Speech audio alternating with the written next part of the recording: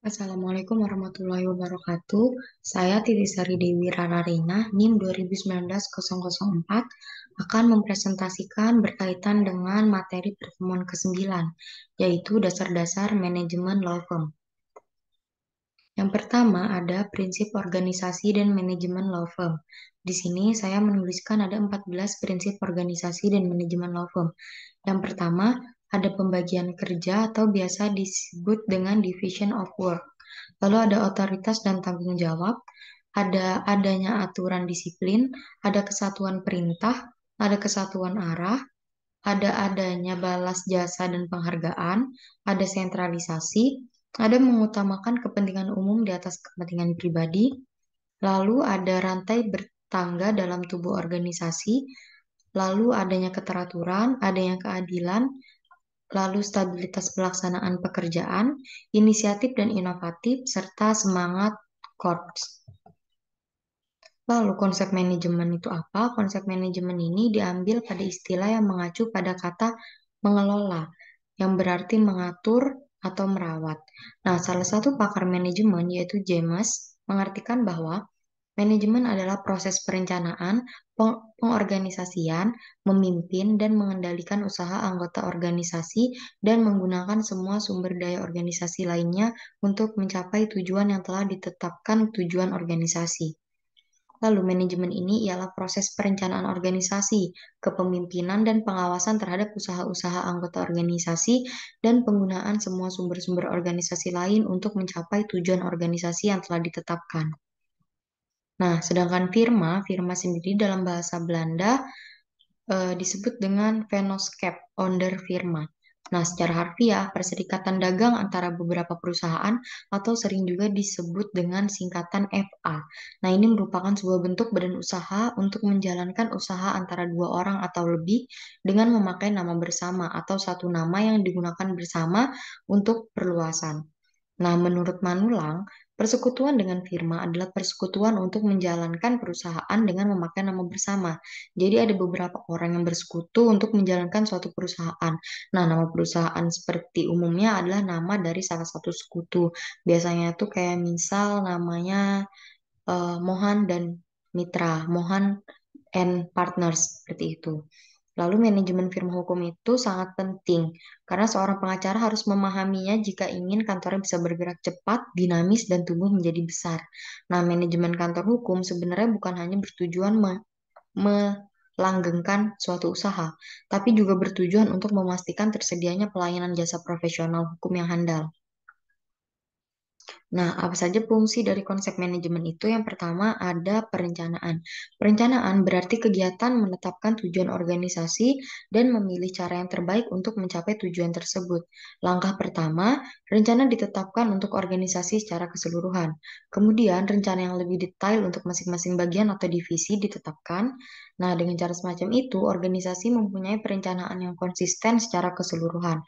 Beberapa manfaat perencanaan adalah yang pertama, mengarahkan kegiatan organisasi yang meliputi penggunaan sumber daya dan penggunaannya untuk mencapai tujuan organisasi, memantapkan konsistensi kegiatan anggota organisasi agar sesuai dengan tujuan organisasi, serta memonitor kemajuan organisasi. Lalu, manfaat yang kedua, jika organisasi berjalan menyimpang dari tujuan yang telah ditetapkan, dapat dilakukan perbaikan.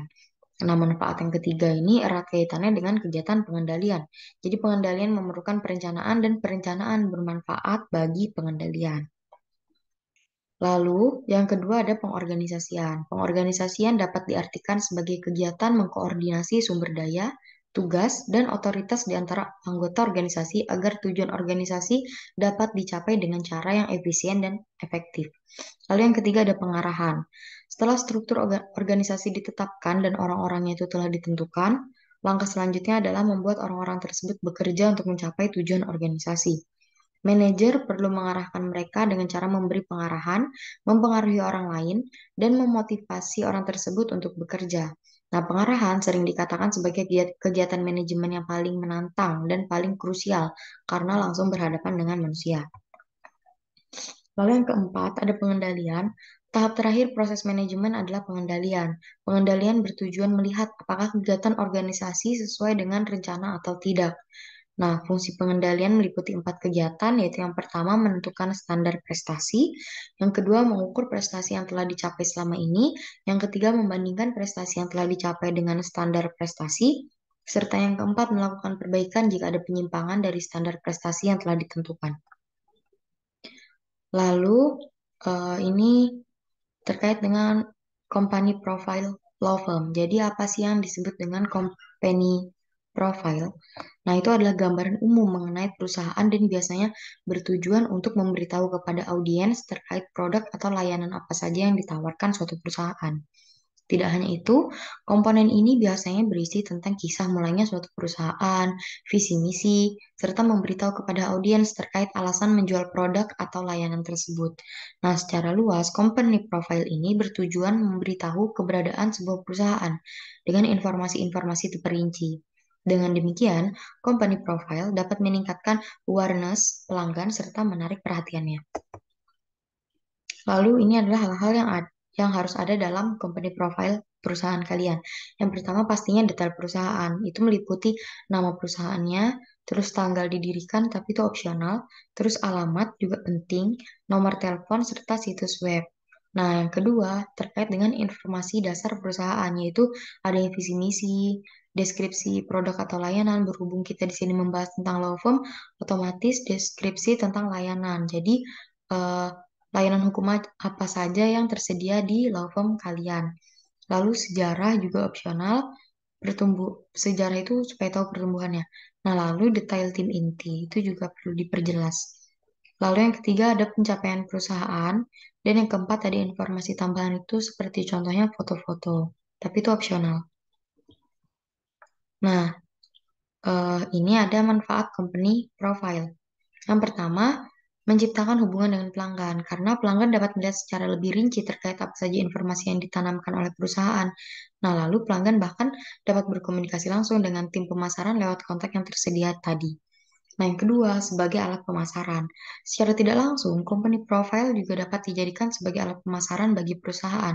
Kenapa? Karena di dalam profil perusahaan tentu sudah tertera deskripsi produk atau layanan yang ditawarkan. Dengan demikian, calon konsumen itu dapat membaca terlebih dahulu dengan seksama sebelum mereka membeli atau menggunakan produk atau layanan tersebut. Lalu yang ketiga, memperkuat branding. Nah, profil perusahaan juga penting untuk memperkuat branding perusahaan, karena di dalamnya tentu tercantum kelebihan serta keunggulan perusahaan dibandingkan dengan kompetitor lainnya. Hal ini memicu calon pelanggan untuk mempertimbangkan perusahaan. Apabila dikemas dengan baik, besar kemungkinan calon pelanggan akan minat terhadap perusahaan kalian. Lalu yang keempat adalah memberikan gambaran umum perusahaan. Nah, selain sebagai alat pemasaran dan branding, profil perusahaan ini juga akan memberikan wawasan kepada calon pengguna terkait dengan perusahaan. Pasalnya, di dalamnya berisi mengenai sejarah serta pertumbuhan yang sudah dilalui oleh perusahaan. Hal ini secara tidak langsung akan memicu calon pelanggan untuk melirik perusahaan tersebut. Nah, jadi seperti itu yang dapat saya sampaikan. Atas segala kurangnya mohon maaf. Wassalamualaikum warahmatullahi wabarakatuh.